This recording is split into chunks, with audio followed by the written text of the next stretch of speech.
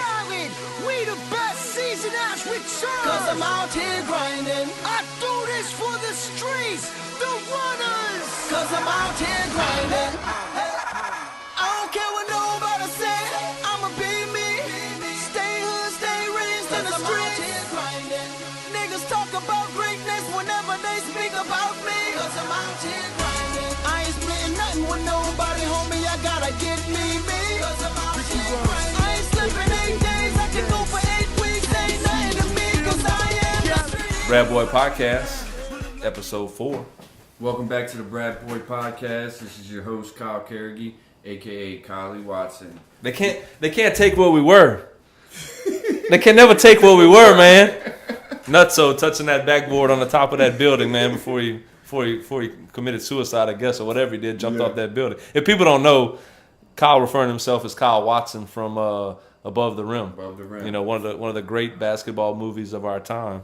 Funny story is Jawan Shepard gave me that nickname when I was working at UL. Every time I walk into the gym, he'd be like, Kylie Watson. Kylie Watson. And he's got the Georgetown jersey on. I think it's Allen Iverson, but that's where Kyle wanted to go, huh? Yep. Kylie Watson wanted to go to Georgetown, man. I think that movie was based off of Similar, yeah, kind Allen of, yeah. Iverson's life. Yeah. You know? Man, the 90s basketball movies are some of the best ever. What happened? It's like they don't make Blue Chips, White Man Can't Jump, Above the Rim. It's just like they don't make them. He Got Game. It was just unbelievable. Well, we did have one come out that your boy was in. Who's that? You know, I was in the movie. I'm I'm a movie star, man. We're just talking about how swollen my head is, man. I mean, I'm a movie star, man. Which movie was that? Glory Road. You were in Glory Road? I wore the short nut They got huggers. you in some short shorts. Yeah, the nut huggers, man. Short shorts. Chuck Taylors. Got to meet Pat Riley. Tried to sell myself in 5 minutes. I met Pat Riley. I met Pat Riley on the court, on the stage, on the set of Glory Road. They introduced me to him, and I said, Pat, you know I'm 6'5", 6'6", man. I can shoot. I can shoot that From anywhere. Like I could just stay in the corner, let D Wade pass me the ball, and he's looking at me crazy, you know. But very nice guy. When I saw Pat Riley from across the floor, you know, some of those famous people, they have like a glow to them, like an aura to them, and it's crazy. When I looked and saw Pat Riley, he had like a glow around him, like a, you know, but very nice guy, man. Was very, you know, talkative. Sometimes those people, you know, they don't want to talk to nobody. You know, they got to talk every day to people when you're that famous. But he definitely was a nice individual, man. I enjoyed those times. Yeah, man, we're dropping 2 episodes this week. This is going to be our special edition episode for the Final Four, and we brought our man back. He did so good in the interview. Ross Mouton, we had to bring him back. We had to bring him back for episode 4, man. Speaking on the Final Four, who was pretty much unpredictable. Some people probably had UNC. I think we touched base on that. 652 people got the Final Four correct. Not me. Or not Kyle. I didn't get anybody. Or not Ross or not Cormier. You know, the 0.0003% of the people in the world out of 18.8 million brackets actually got the Final Four right. So let's jump right into it, man. Let's you know, the last episode we're gonna talk about March Madness. You know, we may touch up on it on episode 5, just to speak on who won, you know, which will come next week. Right. But you know, March Madness was great. We just joked because actually most of the madness happened in April. I know. It's crazy. I mean, no, I lied. That's backwards, huh? Those months are backwards. Yeah, I'm dyslexic too. We were laughing how it's March Madness, but the Final Four is actually in April. 1st. Yeah, April 1st, the final game. You know, finishing April. But hey, yeah. I mean, this is Ross. The other day on sports radio, I listened to that all day while I ride in my car. But they were talking about how it's almost like the tournament is in reverse because the first weekend, everybody's so hyped up about that's where the real madness is, and it kind of winds down, and where it's not. You know, it's still very exciting, but it's not as exciting as you have a buzzer beater every 20 minutes throughout the day, throughout the whole weekend and the first weekend. So the excitement kind of dies down a little bit as you move on. The question marks aren't there as much as you move on towards the Final Four. Right. Now, that's when you really get down to the best teams in the nation. But I mean, right now, who's playing the best? But yeah, exactly. Who's playing the best? But when you look at what we have now, South Carolina, I mark them off right away. You see Marquette and South Carolina, and without knowing anything about South Carolina, you see that Marquette has a whole lot of basketball tradition. They have Dwayne Wade. They've got a great coach there now. They've got just year after year they're in the tournament. They usually get to the Sweet 16. Obvious choice, Marquette. I don't even care who South Carolina. I don't even know who their coach is. Then all of a sudden, you see how they can play, and they earn their respect. And that's what I like about this team. Now I'm really rooting for them to be the winner. And they're going up against some tough competition, but I think they can do it. In episode 1, we did Who Was Due. And I think we both had talked about it, Brad, and I think we want to go back to that episode and say, you know what? Frank Martin's due. I mean, his journey and the type of coach he is, I think we'd all want to play for him. I agree. And look, I want to speak on Frank Martin because I switched my 3 favorite coaches. I had Bill Self in number 3, and I had to take him off the list. Bill Self has had way more success than Frank Martin. But just seeing that guy in that locker room after that game to punch that ticket to the Sweet 16 and to punch that ticket to the Final Four, it was amazing. And Frank himself, he had a good speech the other day. People told him, all the previous coaches that went to South Carolina, when they never coached again. That was the cemetery for coaches, And they asked him, why would you go there? And he simply said, well, if that place is good enough for Steve Spurrier, a legend, if that place is good enough for, oh my God, I can't think of the women's coach's name. Dawn Staley, the Olympian, one of the greatest basketball players, female players to ever. If that place is good enough for Dawn Staley and good enough for Steve Spurrier, it's good enough for Frank Martin. And to see that guy's success, to get his team to the Final Four after he had some really good teams at Kansas State. It reminded me of myself, just how he intertwined with his team after the game, celebrate. Sometimes these big time coaches, man, they so caught up in how they might look to outsiders. Right. They keep it, they keep it just, real basic. To see him let loose and get the water thrown on him and jump up and down, and it really gave me chills when I seen that. So definitely shout out South Carolina, who people now, like Ross said, they're going for South Carolina. People want to see a North Carolina, South Carolina final, and I think we touched on it. I think South Carolina could beat Gonzaga. I do, man. And what's crazy is, no matter how hard you try to research, try to hear all these analysts talk, you can never pick it right. Oh, they always have this one team that nobody saw coming. Yeah, it's great. And I did what Ross just said. I did the exact same thing. When I saw the bracket, Marquette, South Carolina, I just picked Marquette. Right. I didn't even go look to see what South Carolina did in the SEC tournament, what their record was, nothing. I saw those 10 losses, and I said, oh, well, Marquette. I'm punching Marquette. Steve Wojciechowski. Wojo's the coach over there now. I mean, you thinking, Duke product, they're just going to walk through an SEC team, and, a week later, they're in the Final Four.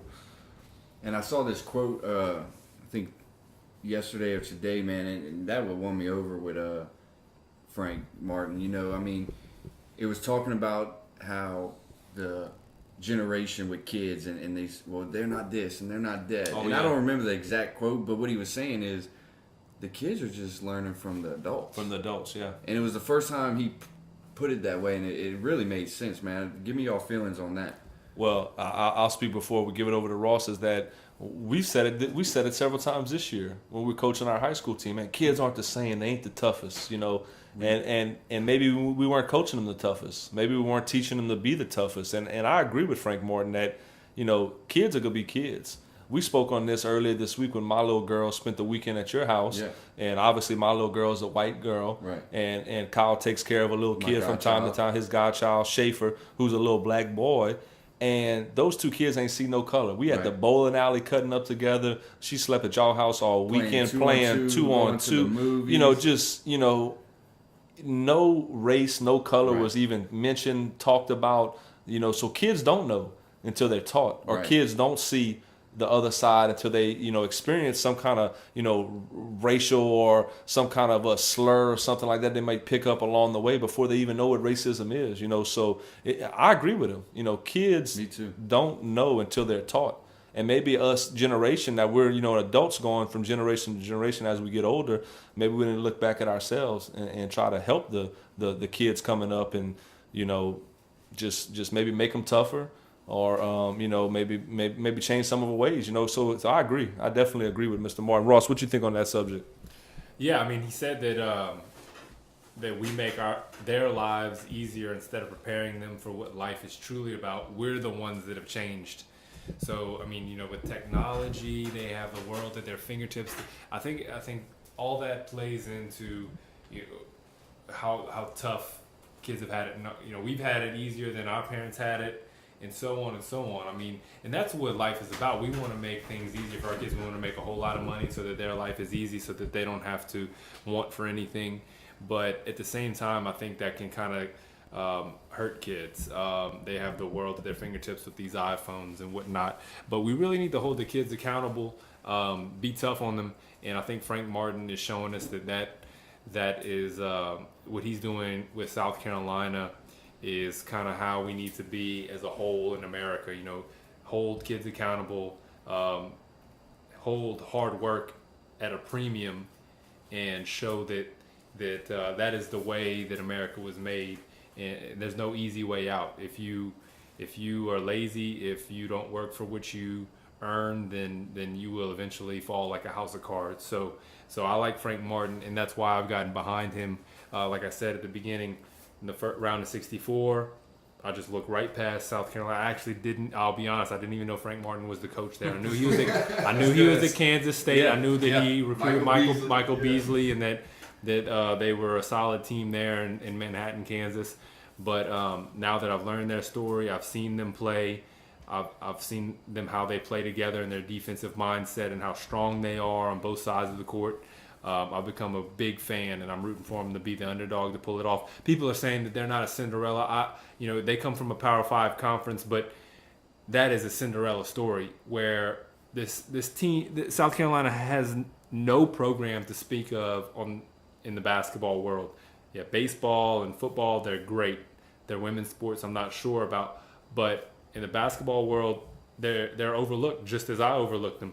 And they have earned the nation's respect through that hard work, that gritty attitude, that I'm going to take what's mine and not let you step all over me kind of attitude. And it's really fired me up this March Madness, and it's been my favorite story of the tournament. I think you're right, Ross. And like we were talking earlier in the earlier episodes about Wichita State being a 10 seed, a lot of people thought South Carolina should not have been a 7 seed. They should have been higher up. So I really think you're right. They are a Cinderella story. Without a doubt, I agree too, because a 7 seed is basically 28th to 32 in the country. Right. If you take all the 1 seeds, that's 1, 2, 3, 4. All the 2 seeds, 5, 6, 7, 8. If you go all the way to the 7 seed, you're literally ranked 28th to 32nd in the country. Now they're down to the last 4 teams. So Power 5 conference, yes, but underdog and Cinderella, yes. I mean, you're talking about 3% of the world that filled out a bracket had South Carolina in the Final Four. I mean, that's extremely low. So I spoke on it last week too. I'm an underdog fan. So my team Kansas is out. Your team Arizona is out. Right. I'm going with South Carolina. I hope they win it all. I hope Frank Martin secures his legendary status in South Carolina, just like Steve Spurrier and just like Dawn Staley. So I'm definitely rooting for the Gamecocks. And what about some other games that happened, and 2 of them stick out for me that had that March Madness moment. The first one was the Florida-Wisconsin, where they were up, Wisconsin came back, they went up, and then they had the crazy last-second shot. And then the second game was the North Carolina and the Kentucky, when you had a a walk-on hit the game winner. Tell me your thoughts about that. Well, I'll speak on the Wisconsin game, and I have to admit, I had to delete a Facebook post. Like I typed in my Facebook post with a couple minutes left in the game that No, Brad, you don't delete. Oh yeah, you got to go back and delete sometimes. You make a mistake, you might sound silly on some posts. You might have your mom and dad call you and say, "Hey man, what you talking about, man? Delete that." You definitely have to have that delete button on hand. But I put Mike White has to be sick right now. You're leading the whole game, and then bang, bang, bang, Wisconsin got the lead, and they're about to win the game. And then Florida wins the game. It was crazy. I had to go back and delete that real quick and say, Florida was sick, and they thought it was over, but then they came right back. The kid, Rick Barry's son, blocked the kid. Kid and that was a lesson too that I learned. Like, yeah, you got the wide open layup, but just dribble it out. Wisconsin dribbles out the ball right there, maybe gets a foul, extend the game, make another free throw or 2. Instead, they block the shot on the dunk. They come right back down, score, tie the game up, go to overtime, and Wisconsin ends up losing. Definitely was upset though that the guard 24 Koning, who I loved the whole tournament. I mean, he got hurt. He pulled a hamstring. I want to say he tore part of his hamstring or something. Something's gonna come out where he did get injured the last minute or two of the game, which he was their top performer. But and definitely. That was a chilling moment. Bucket, overtime, and then Florida ended up winning. I'll let Ross speak on maybe the North Carolina game, that walk on, man. Even Coach Coach Smith, not Roy Coach Smith, Dean Smith, Roy Williams.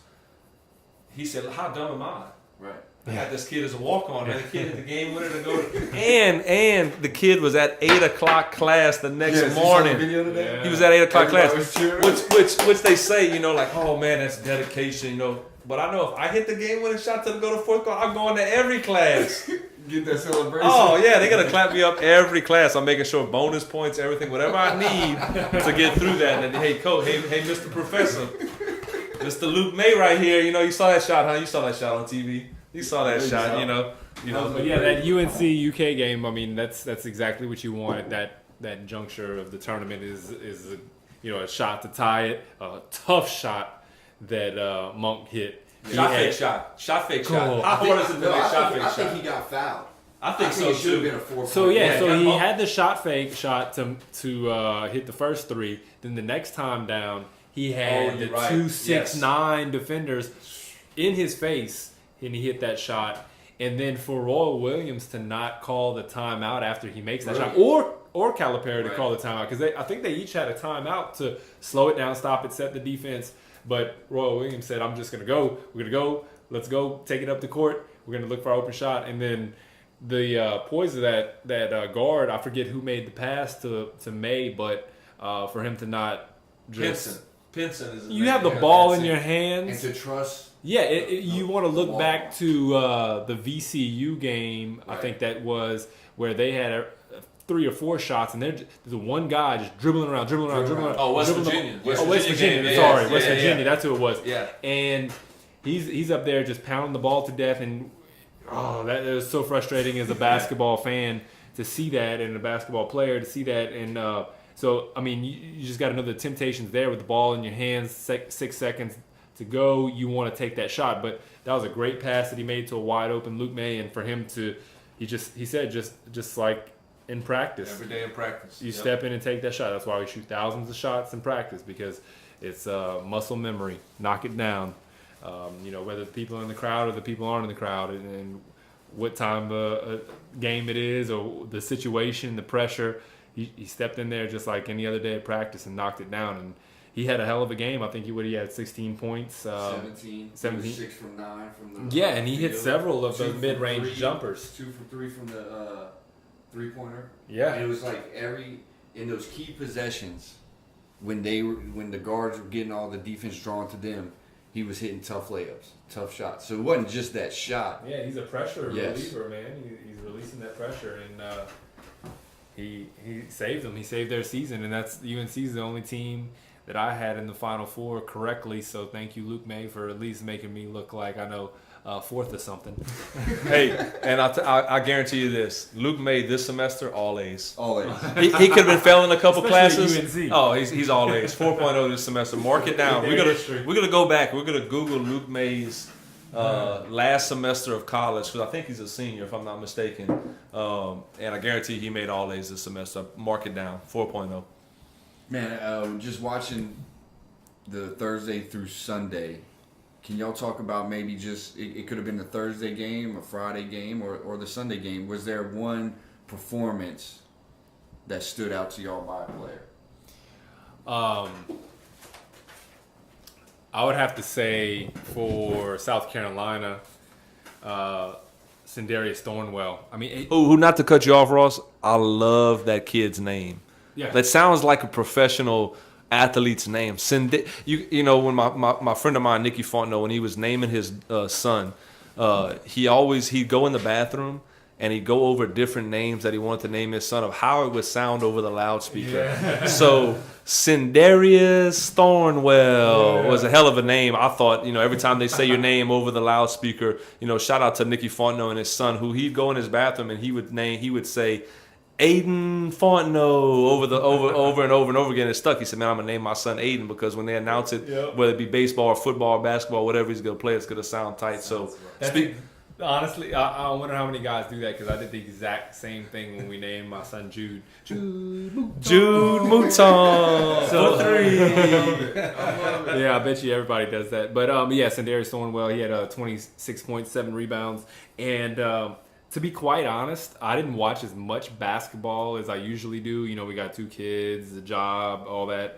Wife wants to watch Bravo TV at night. Things, all that. You're on the real episodes of Orange County and stuff too. Yeah. She loves all those shows. But anyway, so that kind of takes away from my basketball watching from time to time. But yeah, this guy is a grown man.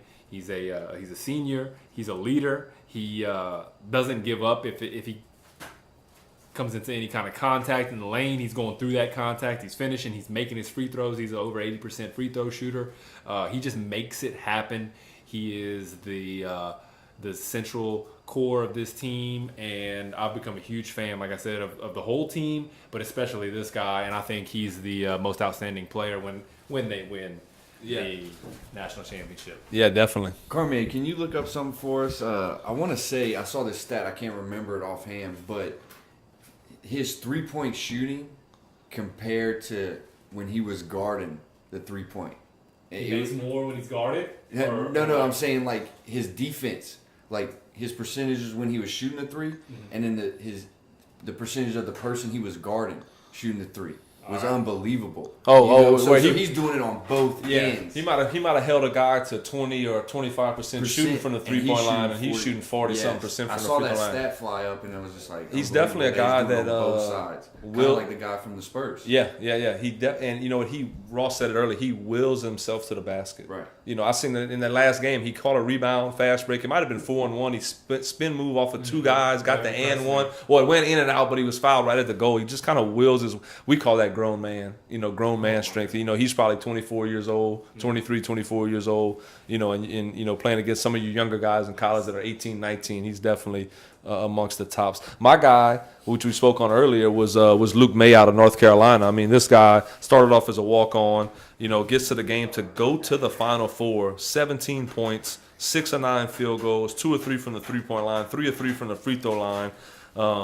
Definitely, probably a Sweet 16. I think they do like all tournament teams for each division, whether it be the first round to get to the Sweet 16 or the next round to get to the Final Four. But definitely on that, you know, probably all Sweet 16 team or something like that. You know, and that goes to show you that even though you're not a scholarship player, you know, you can still play in the Final Four, man. If you work hard, you can still be on teams that are successful. You can still have success. You know, know your role at a high level. You know, May is not out there like a Thornwell crossing over people, spin moving people. He's more of a shot fake shot type of guy. Get you up in the air, draw the contact, make the free throws, do the dirty work, rebounding the ball. You know, really knowing his role really well. And sometimes the role guys, they get thrown a bone sometimes, and that guy comes speeding down the court, throws him the assist, and he knocks it down, man. And he's gonna go down. Did you see the shout out from Christian Laettner? Yes, that was awesome. The 32 to 32. Luke, you know, Luke's my son. Yeah, the force is with you, Luke. The force is with Luke. You know, and he knocked that shot down, and just like Christian Laettner did so many years ago against Kentucky. You know, and I thought that was pretty cool for Christian Laettner to do that. It was, man. And real quick, I want to give a shout out. You're talking about our all tournament team. Last week we had shout out one of my kids, Corey Davis and Tay Hardy. They lost in the Elite 8 in the junior college tournament, national tournament, but Corey got all tournament team. And then they just released top 100 JUCO players, and Corey came in at 17th in the country. Huge honor. Top 100 players ranked in the country at junior college level, and Corey Davis, top 20. Lafayette High product, Lafayette, Louisiana kid, top 20 in the country. And if I'm not mistaken, he had his list down to 4 schools, and I think after he played, Arizona came into the picture, Washington State came into the picture. No telling where this kid's going to end up, man. You know? It's amazing if you just trust the process, man. Trust the process. That's the cliche. Brandon Mouton, Ross Mouton talking cliches, talking trust the process. You know, kid that had to go to junior college, take that roll the dice type of road, and he's coming out on top, man, not crapping out. Yeah, and to go to my top performer, I'm a double dip from the same team. I'm gonna go with Oregon. And I'm gonna go Jordan Bell and Tyler Dorsey. Oh, Mr. March, they calling him already. He's Mr. October of basketball, which is definitely Mr. March, man. That Dorsey kid, man, so clutch, man. What did he had in the game? 27 points. Phew. And then the Jordan Bell kid, listen to this stat line: 11 points, 13 rebounds, 8 blocks. And me and Boog were talking the other day, and shout out to Boog. He's like a Mark Vital. What we had, he just does everything. Energetic. And how hype was he doing it? I watched the whole game, dude. He was so excited every time he blocked a shot. It was like he was scoring 2 points. Right. Every time he got a rebound, it's like he was for the team? Oh man, it's just another teammates, man. A role guy on a big time team, but definitely Oregon doesn't get there. Those 27 points are great by Dorsey, but they don't get there with those 13 rebounds and 8 blocks by Jordan Bell. Definitely some good people that we brought up. Now we're gonna go into who we're gonna pick for the Final Four. So who we're gonna pick to win the semifinal games, and then who we're gonna pick for the national championship. So we're going Gonzaga and South Carolina, right? First game. I'm going with the underdog. Gonzaga's the higher ranked team, which is Gonzaga is always coming from a small conference, and they're number one team in the country. I think they were number one overall going into the tournament, but I'm going South Carolina. I'm going South Carolina in that game. I'm thinking Zendarius Thornwell is going to lead the way. I think he's going to score 20-plus points, knock down a couple threes. That South Carolina defense is tough, man. And I think they're going to have to play tough to beat Gonzaga. But I want South Carolina to win. I wouldn't be upset if Gonzaga won, giving that guy a chance to go to the finals of the NCAA tournament. But I'm really rooting for South Carolina. South Carolina. I think I'm going to go Gonzaga. I really like that point guard. I think it's Nigel Williams. I mean, he's a transfer from Washington, and he could have been on the list for top performers. He had some unbelievable games, and I just think they're going to be able to come at South Carolina in so many ways at every position. I'm going to pick Gonzaga. And for the next game, I'm going with Oregon. I think Jordan Bell, Tyler Dorsey, and then we're forgetting their best player. I mean, the one they've been talking about all year. What's that kid's name? Dylan Brooks. Yes.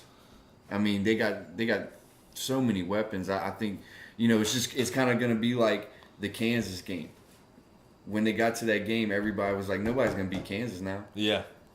And I think the same thing is going to happen. Now everybody's saying, oh, UNC, they're a going lock. to win it. They're a lock. Yeah. I wouldn't mind Oregon winning either, but I'm kind of a selfish person, and I want what the world wants to see, and I think the world wants to see South Carolina, North Carolina. So, those two teams win, or if the other two teams win, I think, a Gonzaga-Oregon final wouldn't be bad. I think that'd be a high-scoring game, very up-pace, up-tempo, and I think this is one of the first times two West Coast teams make the Final Four. Right. So either way it goes, I think it's both. I think it's going to be two great games, or actually three great games. The two semifinal games and the final game, and either way, North Carolina, South Carolina, or Oregon, Gonzaga, or any way it can match up. I think it's going to be great games. I would just like to see a South Carolina, North Carolina, almost like a Civil War, basically. Battle of the South. So definitely going to be tuning in and watching the game Saturday. Yeah, and I agree. Any way the matchups go, I think you're gonna have Saturday and Monday of some great basketball. And I think drop them wings. Drop them wings. Drop the wings section is gonna be. We're trying to find something clever, and I think drop the wings is how we're gonna move on to each section. Periodically that we're doing each episode. We're gonna get that soundbite from Big Mike. Drop the wings. So you hear that drop the wing soundbite. We're just gonna switch up and go to the next thing we want to talk about. Drop them wings. Speaking about dropping, what about all those coaches dropping out of their jobs, man? When you have those high profile, big money making jobs, you gotta stay on top. You can't miss out on the NCAA tournament a couple years, or have a great recruiting class and then not go far in the NCAA tournament. All plays a factor, man. All plays a factor. Let's Division I coaches must have the most challenge, like one of the hardest jobs, because you got a 3-year span, like you were saying. So you're coming in with old recruits that you didn't recruit. You got to re-recruit, and it's almost like that first recruiting class has to take off, or you're out of there. Are you out of there? Most people get that 5-year, 6-year contract, but like you said, after year 3, you're probably talking, extension, right? Or they're probably talking, let's get him out of here, and some big time schools, a lot of tradition at some of these schools that we're gonna go over where that big time name coach is out and they're bringing in some of these young guns. Right, like over here we got Indiana. That's for some people, that's their lifelong dream is to coach at Indiana, and we got Tom Crean just got fired over there. He had 9 seasons. Cream was there for a little while. Yeah, so he had a chance. I mean, he went 71 and 91 overall. 71 and 91 in the Big Ten. Oh, in the Big Ten. Wow. That's the reason. Yep. If you Indiana and you can't over 500 in the league, of course they're gonna get rid of you. I didn't realize that. He was 20 games under 500 in the Big Ten. Me either. He was 166 and 135 overall. So yeah, you're right. It was his league play that ultimately got him fired, man. Who's coming in, Brad? Man, a young gun who, actually was on the staff at Western Kentucky when I was playing ball at UL. Really? And Archie Miller. Yeah, Archie Miller climbed his way. We all know Archie Miller because it's Sean Miller's little brother. Mm-hmm. Archie's, I think, 38 years old. Great coach, man. He had moved on, a couple of assistant jobs here and there, and then he got on at Dayton, and had success with them, man. Went to the NCAA tournament a couple times. Even went to the Sweet 16 a year or two ago with Dayton. And when you do that at a smaller school, right, then big schools come knocking. Those jobs come open and, they move in. And he's a good X's and O's guy. He played college ball. He understands He's got a couple years experience now as a head coach, and several years experience as assistant. I mean, I expect Archie Miller to, if you have success at Dayton, I pretty much believe he's going to have success at Indiana as well. A lot more budget money, mm-hmm, a lot more, I guess you could say, clout when you roll up with that Indiana on your chest, it's versus, a basketball school. It's a basketball school. The money goes to that program. Hoosiers, another good basketball movie. We're talking basketball movies in episode 3, but, definitely I think one a classic. of these episodes coming up, we should do a top 10 basketball movie, and we'll rate them. Yeah, top 10 basketball movie. Exactly. I like that. Yeah, definitely could put a list together. Moving on, let's look at Oklahoma State, Brad Underwood, and this is kind of a different story. He was at a small school, did really well, and then came into Oklahoma State and made the dance in 1 year, and now he's moving on to another big time coaching job at Illinois. Yeah, he's out, but he chose to be out.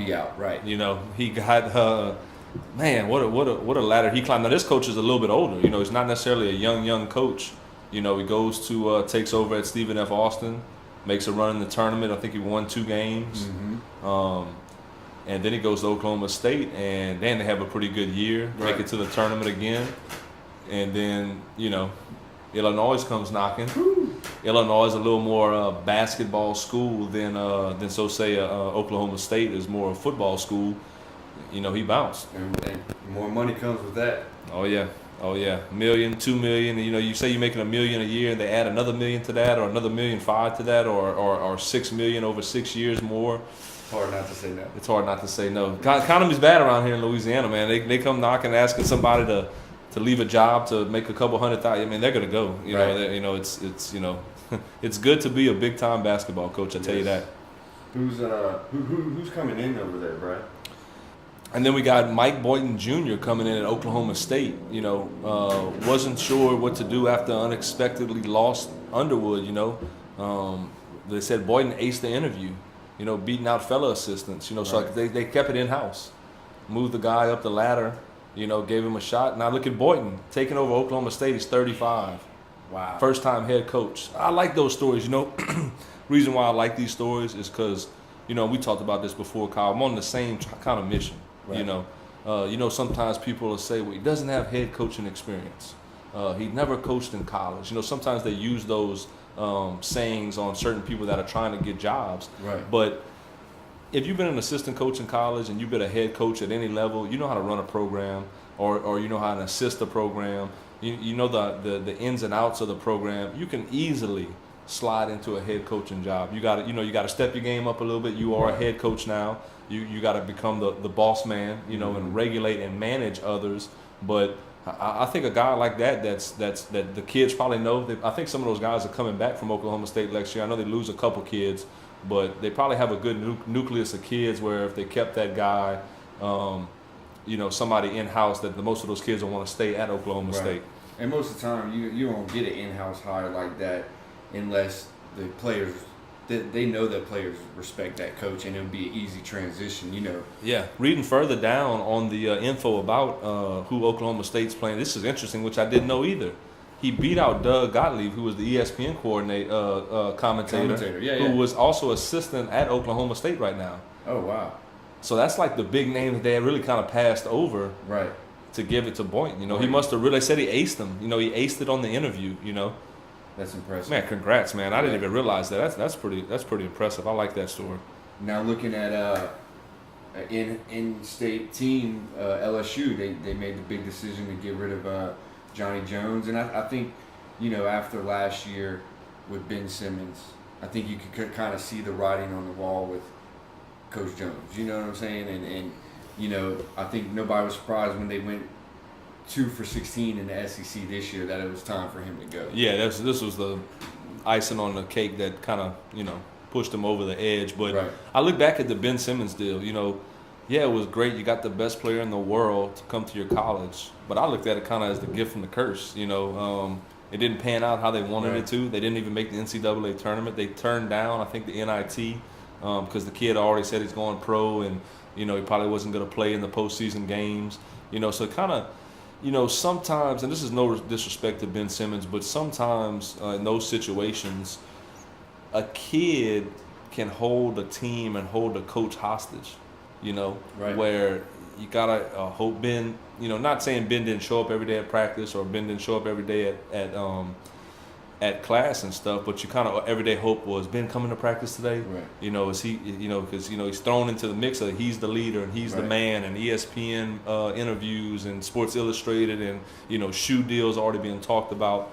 You know, I think that might have had a lot to do with LSU kind of imploding. And just a distraction kind of almost, which is like I call it the gift and the curse. Now, if he would have averaged 25 a game and 15 rebounds a game and went to the Sweet 16 or Elite 8 or something like that, you know, Johnny Jones would still have his job. He'd have a 5-6 year extension. That didn't happen. Then the next year, you backdoor and go 10-21, 2-16 in the league, just fell off the face of the earth. So when you're making $1 million, $2 million a year and you're not producing as your job, they cut backs. No matter who it is. Johnny Jones, players coach, played at LSU, went to the Final Four under Dale Brown, got a head coaching job in North Texas, been to the tournament at North Texas many times, gets his dream job, gets paid, gets his big paycheck, has not as much success as, it's hard to please people at LSU. It's hard to please a lot of people at big time schools. You always got to constantly win. And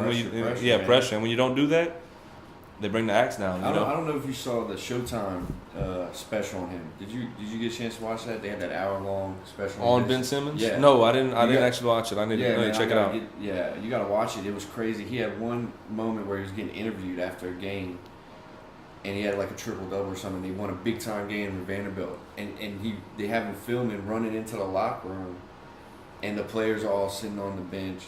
Their lockers, nobody's clapping. Nobody, and he's all like fired up. And what you were talking about earlier, you could tell. Yeah, chemistry was off. Oh, man. Yeah. And he was holding them hostage, like you were saying earlier. Everybody wants the shoe deal, and they know that one guy's getting the shoe deal. You can probably, some hate, some jealousy issues and stuff like that. It's a gift and a curse, man. It's great to get that big time 5-star, top 5 guy, best player ever.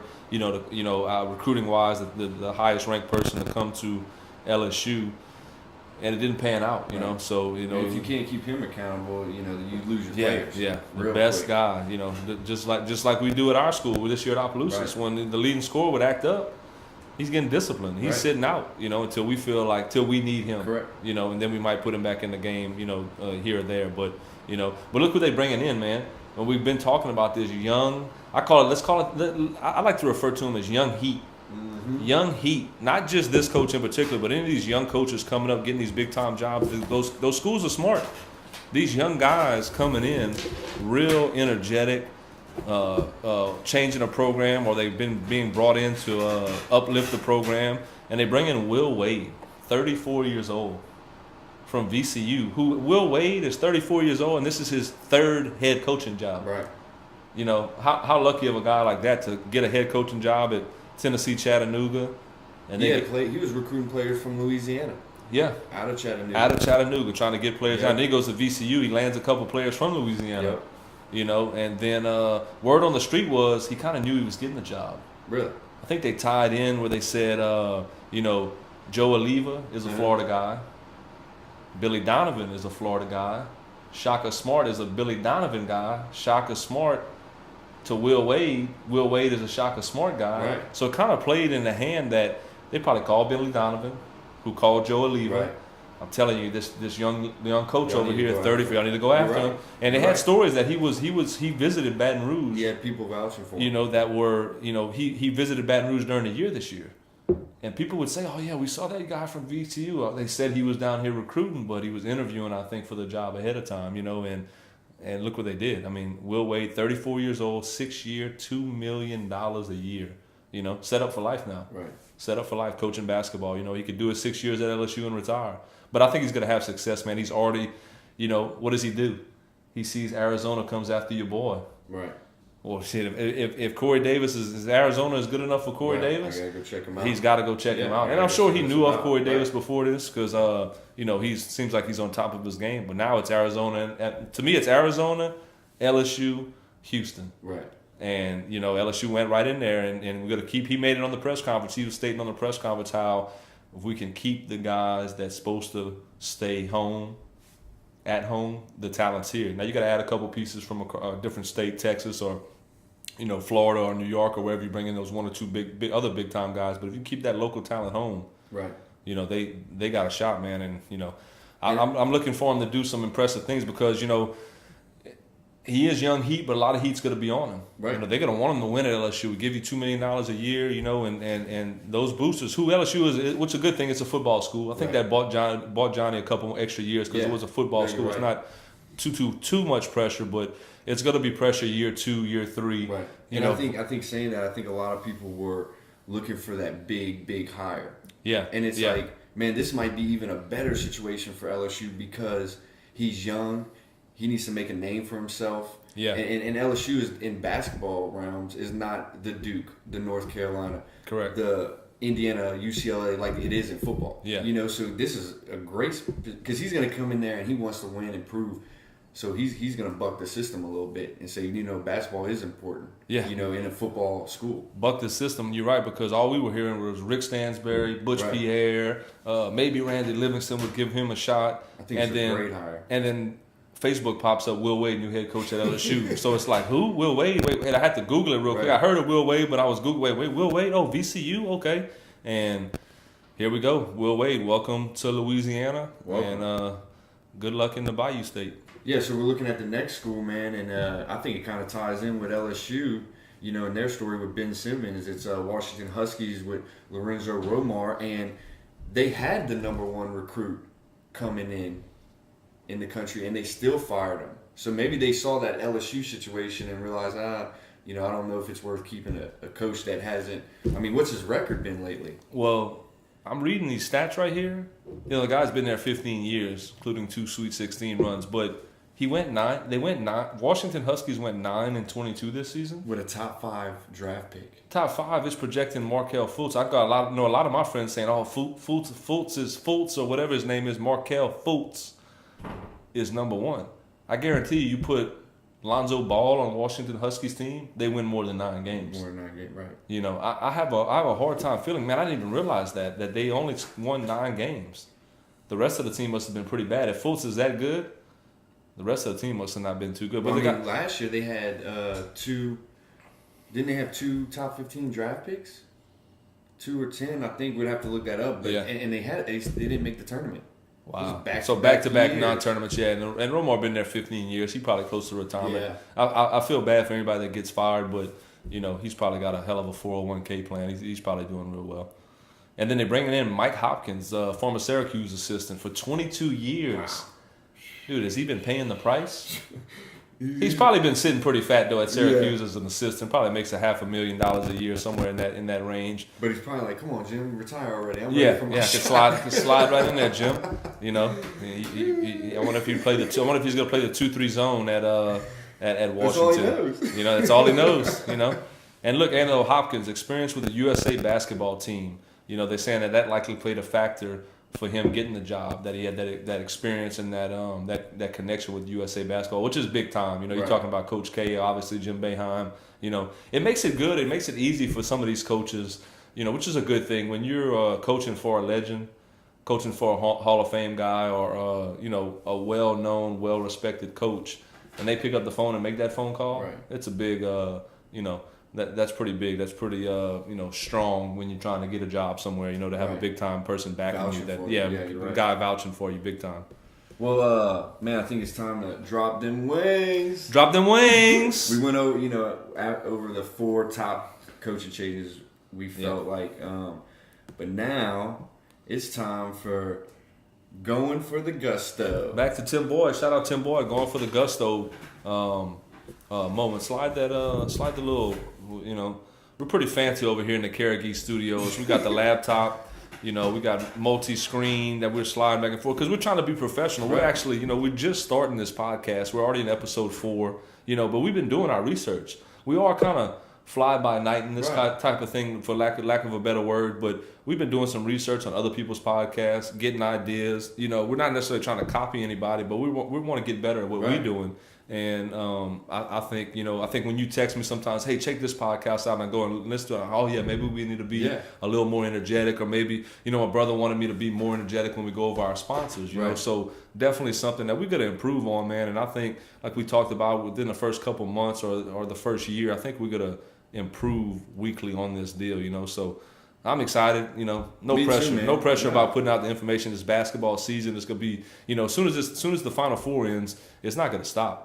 Yeah, and the thing is it's a podcast, you know, and it's just us, you know, talking about stuff we love and doing it because we love it, and it's the new wave, man. New wave. This is where our generation is going. Yeah, I heard today a couple of the local you know, radio guys talking about they're about to start a podcast. Oh, really? So I'm like, man, maybe we breaking into something that, you know, we really are ahead of the game. You know, the first one I know of in Lafayette, you know, the talking sports, you know, and talking basketball, mainly basketball. We'd have to check about how many in Louisiana, but for sure, I haven't heard anything. Which is good, which is fine. The more the merrier, you know. You know, maybe one day we could start our own podcast convention, you know, where people come in and give tips. Man, I follow a good one on Facebook.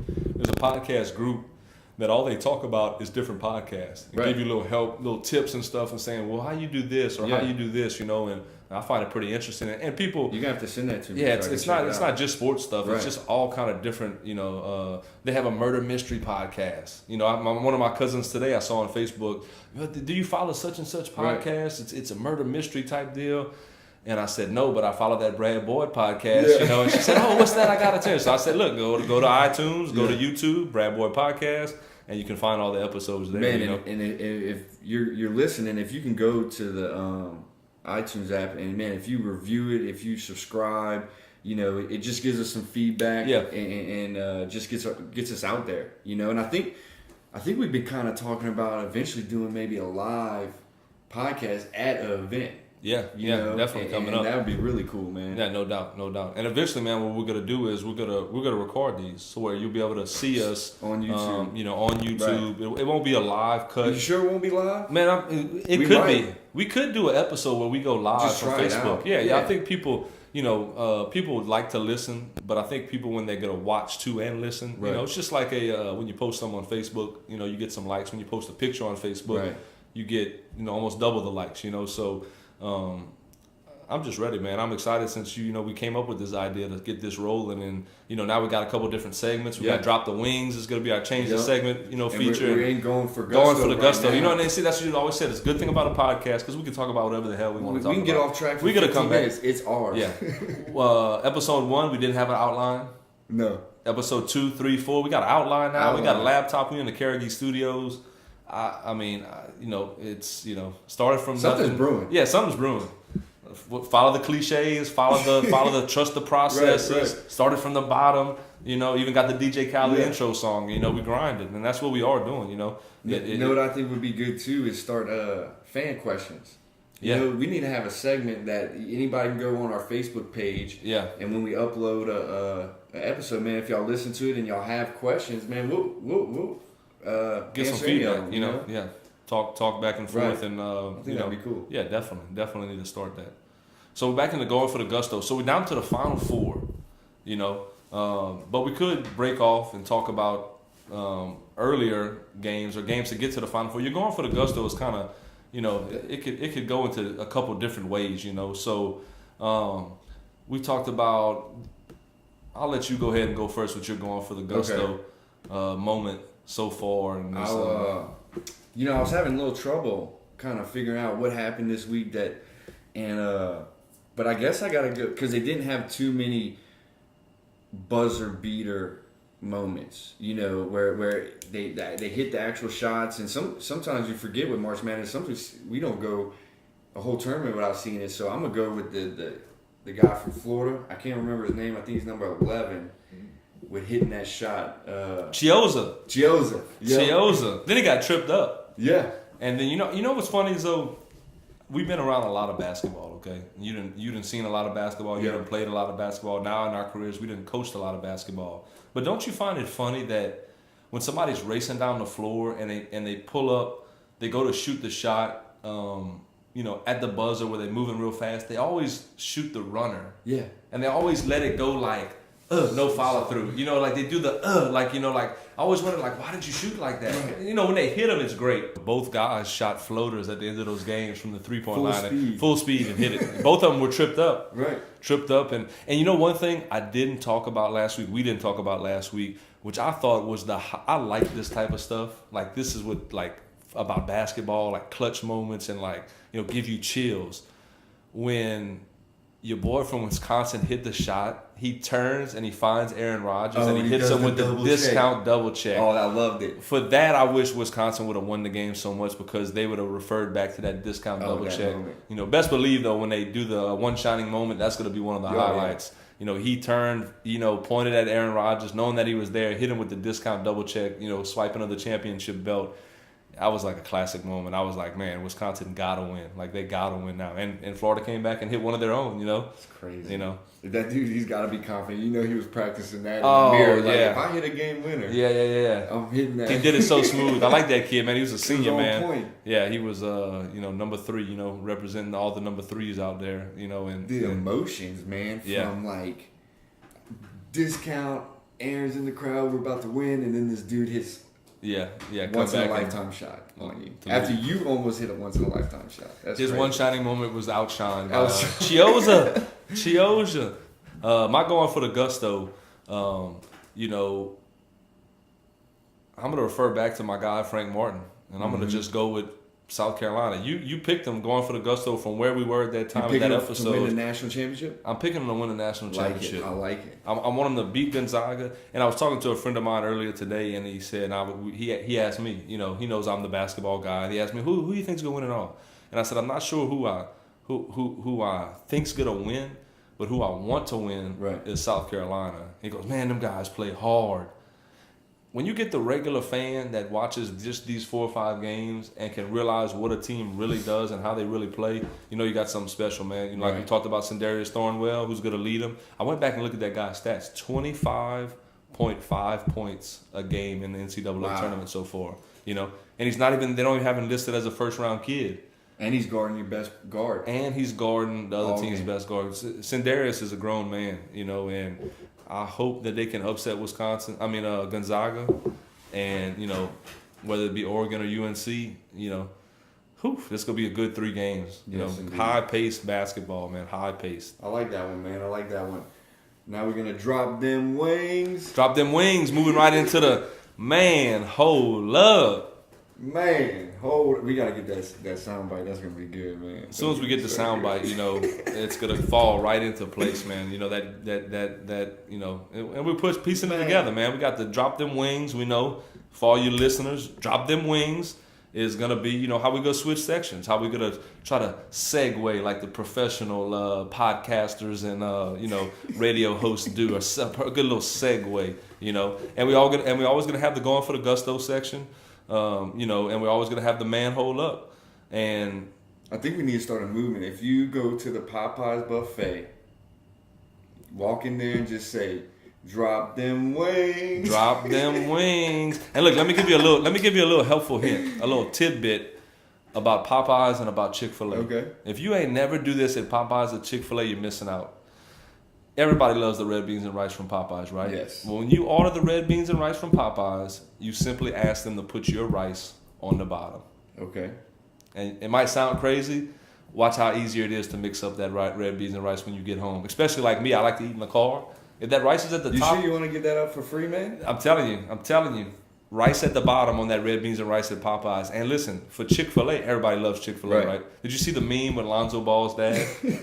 He eats Chick-fil-A on Sundays. For some reason, I believe it. He probably does get his way on Sundays, but Chick-fil-A. What a not better shout out for Chick-fil-A though. I know. mean, they're gonna be on news forever now. The Chick-fil-A owner in Lafayette he just may have recently retired. He might still, but he's a high school basketball referee. Oh, okay, I didn't know that. Yeah, That's cool, man. And I won't mention his name, but eventually, once he gives us a little love back or something, we'll mention his name. Yeah. And we love Chick-fil-A, but the tidbit for Chick-fil-A is you can get the sandwich and the fries well done.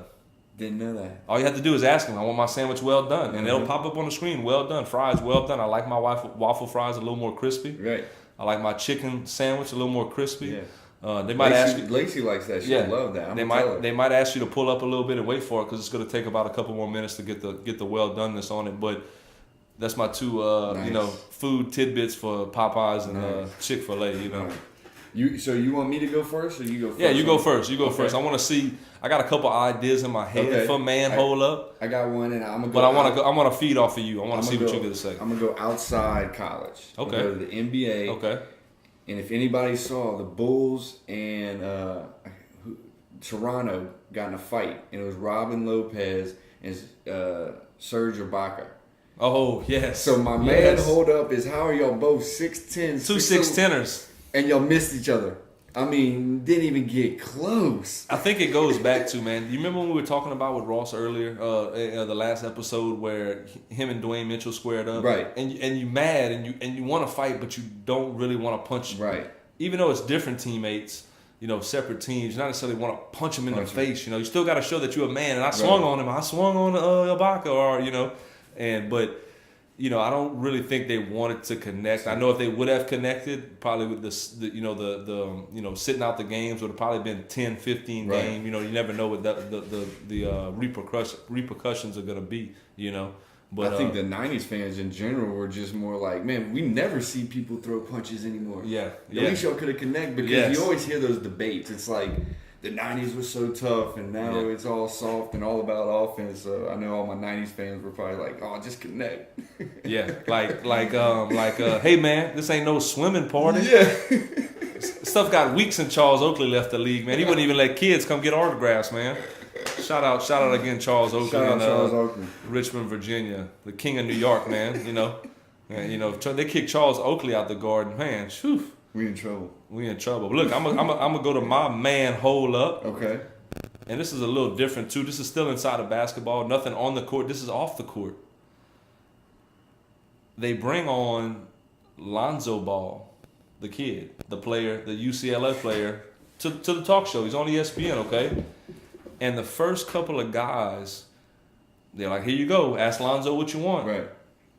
They asked him some pretty, straightforward questions. I think trying to poke him to see if he was going to pop off, if he was going to, and dude, he kept it, in lack of a better word, classy. He kept it the politically correct. Son, right? The son, not the dad, and he just answered the questions really well about his father. And they tried to ask him, like, you ever talked to your dad or told your dad, tone it down, son? And he said, nope, never have, never will. I think in one part he was just like, I do my talking on the court. Yeah. Exactly. It's totally opposite from the dad, man. And look, you gain a lot of respect for that kid. Yeah, you do. They hit him with what happened with Kentucky, man. Right. And he said, didn't play well. We lost the game. He said, no. What happened to you with Kentucky? Right. And he goes, I had one of those games. Credit to the other team. Credit to the What Fox kid other that plays. college freshman is in that position? Yeah, is in that getting position. drilled those Yeah. questions, and Yeah. it's not if nobody knew his dad, he'd be Maybe get his a- dad put on was- a feature because of how good a kid he is. Not Maybe his dad was doing this all along to show him what not to do in interviews. Right. Hey, look, I'm gonna act a certain way. Don't be like your daddy though. Which I found most do of as I say, not as I do. Yeah. Maybe yeah. he's got us all. Maybe behind the scenes, behind the camera, he's like really coaching them. and he's the grade A dad, Right. They got the reality show that I'm sure they're gonna get, the ball Right. reality show, and I thought most of it, for the most part, I knew it was entertainment. Right. Marketing, is pretty much entertaining, or drawing an audience in, Right. and he grasps that. The son was on there, Big Baller Brand. It's not just daddy; I'm wearing the Big Baller Brand too, and I think the one thing I really didn't like about what he said, and we as coaches kind of could understand this, is when he attacked that high school coach after they lost. You know what I'm saying? Yeah. As coach, it's just like, come on, man, like. that story, And what I think is funny is he's not saying nothing about UCLA yeah, when they lose. yeah. You know what I mean? So how much does his voice really have weight? Because you're talking about the high schoolers, but when your son's on the biggest stage, so is he really going to be a problem in the pros? Because when UCLA lost, he didn't say nothing. Yeah. Well, that goes back to, we don't know the relationship between LeVar Ball and Steve Alford. Right. He might respect Steve Alford to the fullest, where he holds it back. Right. He might still think it a little bit, but he's not speaking Going on it because public. he respects Steve Alford. I'm just saying that obviously he didn't respect the high school coach. He probably thought he knew more than the high school coach. And even if you have a deal or something, and even stuff's worked out, and you don't live up to the bargain, it's like, hey man, you ain't gotta go public with everything. We lost. Yeah, come on, man. Try to move on. Don't bring the don't bring the ship down. But I definitely agree, man. I definitely think that kid is just a stand-up kid, especially hearing that interview, man. Yeah, I think he's gonna be fine in the NBA. I don't think this is gonna be a distraction at all. I think he's gonna get his shoe deal. I think the family's gonna get their Big Baller Brand, rolling, and I wish him the best, man. He did do some crazy off the wall stuff, and people still kind of talking about Right. it, But the NCAA tournament and NCAA for his oldest son, is over with. And look for the next chapter, the Right. next ball boy that's coming to to a college campus near you. Right. Right. Well, I think that's it, fellas, for the special episode 4. We Yep. wanted to drop 2 in 1 week for y'all. Subscribe to the iTunes at when you go to iTunes, subscribe to it. Give us a good rating, give us a comment, and also too, when you go to the YouTube page or our Facebook page, leave some comments or some questions. We're gonna get a little fan interactions. Hey Kyle, hey Brad. Maybe pick like the top 3. Yeah, we're gonna Each take like week. the top 3 most Yeah. interesting questions that y'all want us to answer on the next episode, and just kind of have some fan interaction, some listener interaction. But please, subscribe to it. It costs nothing. All it's gonna cost us a couple minutes to subscribe to it. 45 minutes to an hour to listen to it. On your way to work, on your way home from work. And just enjoy it, man. It's a lot of good. Non-scripted. We do have a little outline, but it's pretty much non-scripted, free-flowing, basketball talk. We look forward to jumping into this NBA playoffs too. Yeah, I'm excited. That's episodes to come. Long live the king, man. Yeah. Long live the king, Yeah. man. Everybody's gunning for the king's head. They tag me all the time. They lose a regular season game. Oh, the king this, the king I that. saw they just went into second place. Are they all over you Oh, right now? yeah, they all come in. on, The dude. Cavs are in second How many place. finals in a row has I think he been? 7. Yeah, come 7 on, finals y'all. in a row. It's not a big deal.